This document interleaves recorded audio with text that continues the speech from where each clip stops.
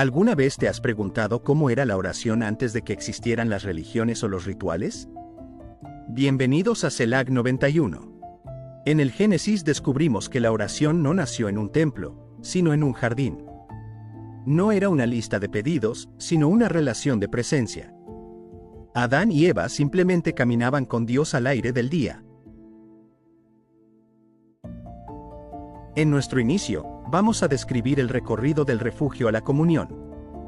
Familia CELAC 91. Con el Salmo 91 entendemos que Dios es nuestro refugio y fortaleza.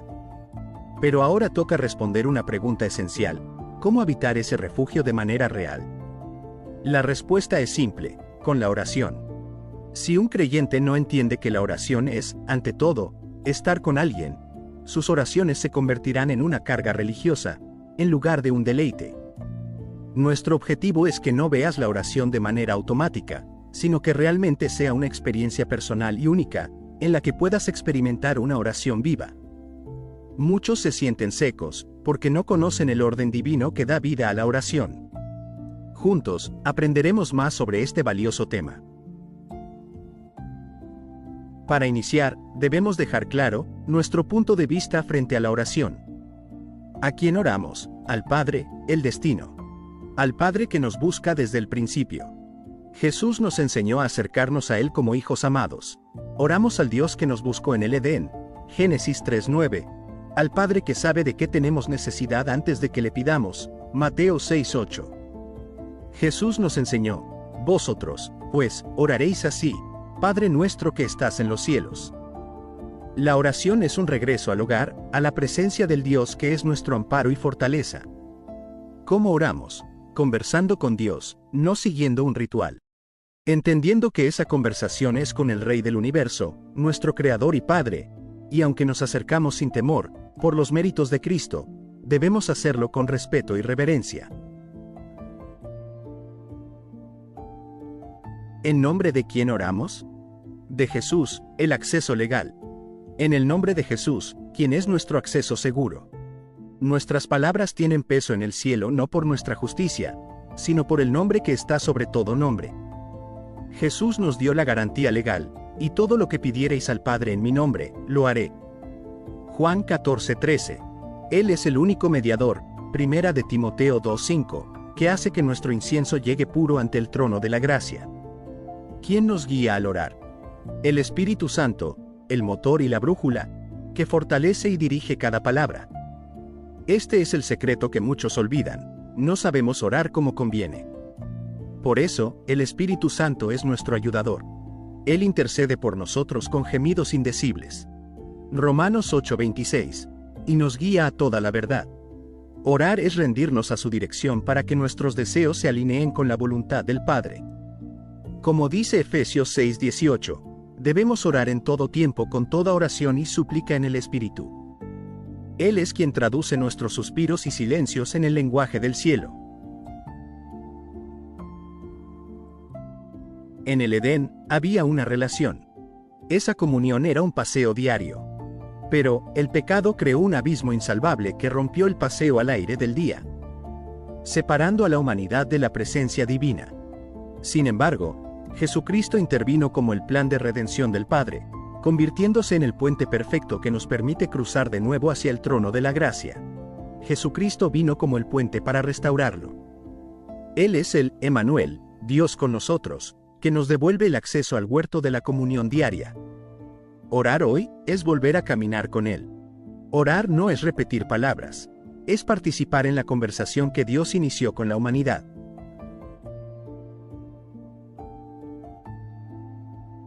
Todo tiene un comienzo.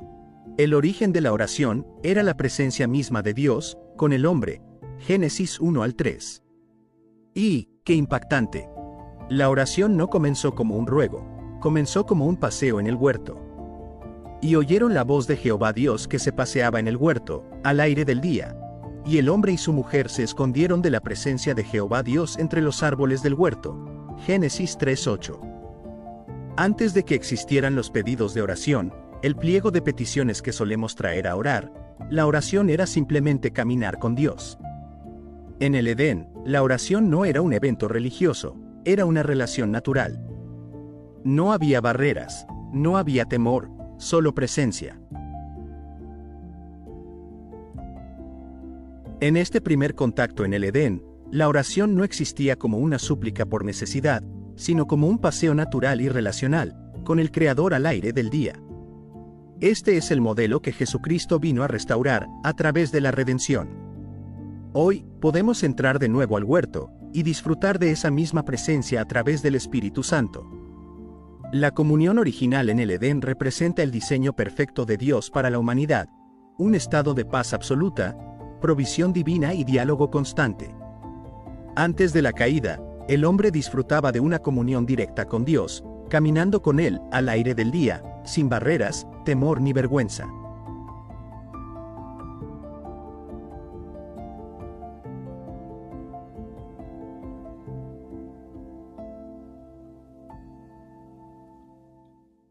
El hombre fue creado a imagen de Dios y establecido en su amistad para tener dominio sobre la creación. La oración no era una lista de peticiones por necesidad, sino un paseo relacional natural entre el Creador y su creación. En Génesis encontramos la primera vez que el hombre habló con Dios en el Edén y podemos identificar, aunque la Biblia no registra literalmente las primeras palabras de Adán hacia Dios, que hay 3 puntos que sí revelan que existía comunicación directa entre ambos. Génesis 3:8. Y oyeron la voz de Jehová Dios que se paseaba en el huerto, al aire del día. Este versículo revela algo poderoso. 1. Dios hablaba con el hombre. 2. El hombre reconocía su voz. 3. La presencia de Dios era cotidiana. La oración nació en intimidad, no en necesidad. Antes del pecado, el hombre no oraba desde el miedo. Hablaba con Dios desde la cercanía. La primera conversación entre Dios y el hombre no ocurrió en un altar. Ocurrió en un jardín. Era comunión en su estado más natural. La oración nació después de la caída, pero la comunión existía antes. Esto es profundo. Antes del pecado había comunión. Después del pecado nació el clamor. La oración muchas veces surge donde existe necesidad. Pero el diseño original de Dios no era solo que el hombre clamara en crisis, sino que caminara diariamente con Él. El primer contacto se rompió por la enemistad del pecado. Y Dios buscó al hombre antes de que el hombre buscara a Dios.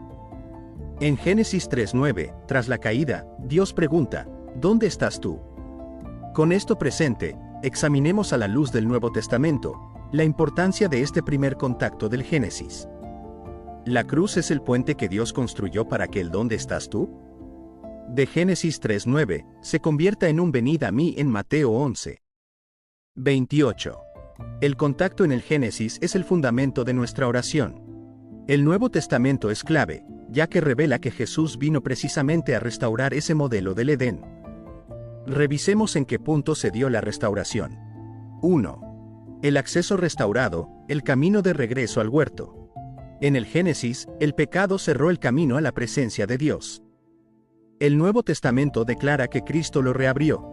Hebreos 10 del 19 al 20, nos dice, así que, hermanos, teniendo libertad para entrar en el lugar santísimo por la sangre de Jesucristo, por el camino nuevo y vivo que Él nos abrió a través del velo.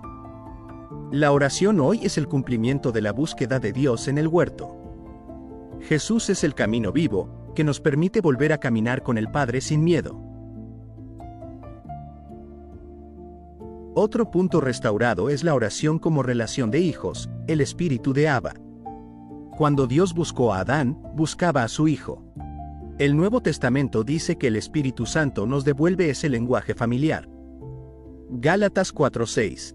Y por cuanto sois hijos, Dios envió a vuestros corazones el Espíritu de su Hijo, el cual clama, Abba, Padre. La oración no es un protocolo real ante un rey distante, sino el clamor de un hijo hacia un padre, igual que en el diseño original del Edén.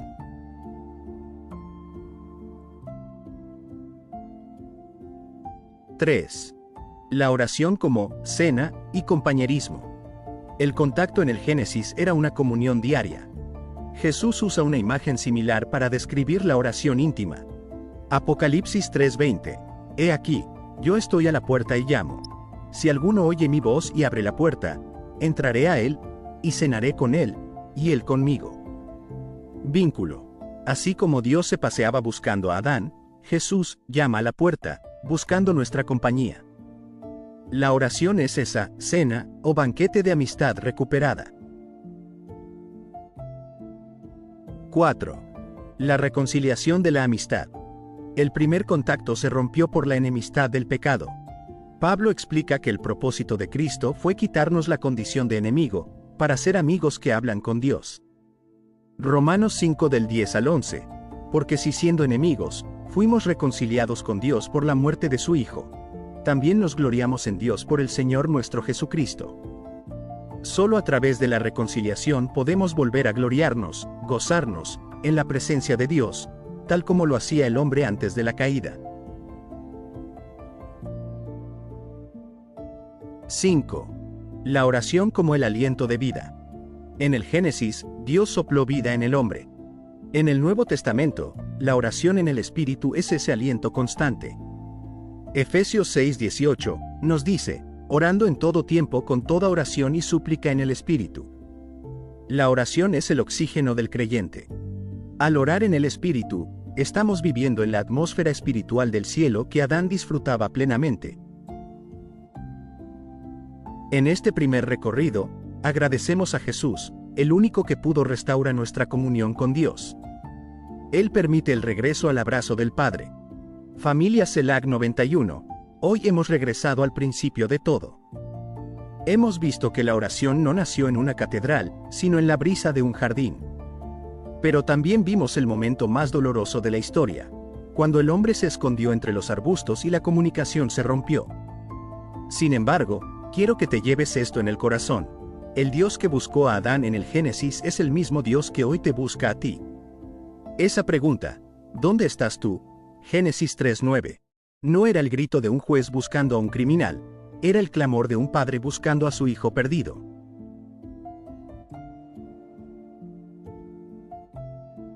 Y lo más glorioso es que Dios no se quedó de brazos cruzados ante nuestra separación. Él ejecutó el plan de redención más asombroso, Jesucristo. Si el Génesis nos muestra la puerta del jardín cerrándose, el Nuevo Testamento nos muestra el velo del templo rasgándose. Hoy, gracias a la sangre de Jesús, ya no tenemos que escondernos tras los arbustos de la culpa o la vergüenza. Hebreos 10:19 nos dice que ahora tenemos libertad, no solo permiso, sino libertad, para entrar al lugar santísimo, por el camino nuevo y vivo que Él nos abrió. Oremos. Mi Dios, Padre Santo y bueno, gracias. Eres grande, misericordioso. Eres el Padre bueno que hace todo para que podamos hoy irte y tener una real comunión contigo. Gracias, por tanto amor, mi Señor. Gracias por el dulce Espíritu Santo, la promesa cumplida por nuestra fe en tu plan de redención.